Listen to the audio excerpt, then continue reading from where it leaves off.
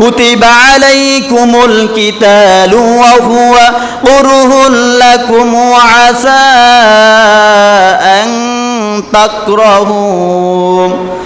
আন তাকরাহু শাইআন ওয়া হুয়া খায়রুল লাকুম ওয়া আসা আন তুহিব্বু শাইআন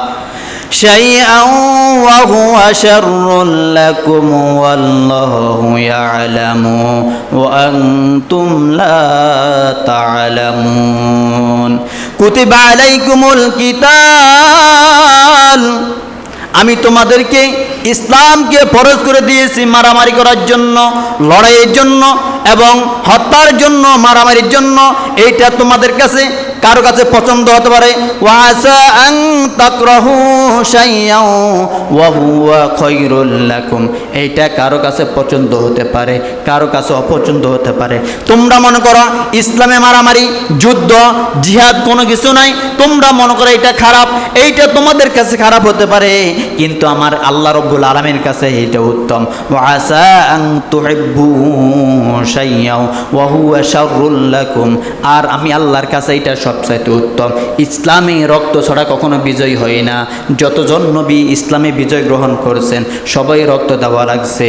আল্লাহু ইয়ালামু ওয়া আনতুম লা তা'লামুন, আর তোমরা যেটাকে কল্যাণ ভাবো আসলে এইটা কল্যাণ নয়। আমি আল্লাহ রাব্বুল আলামিন তোমাদের জন্য যে বিধান দিয়েছি এই বিধানটা হলো আসল কল্যাণ, এই বিধানটা আসল কল্যাণ।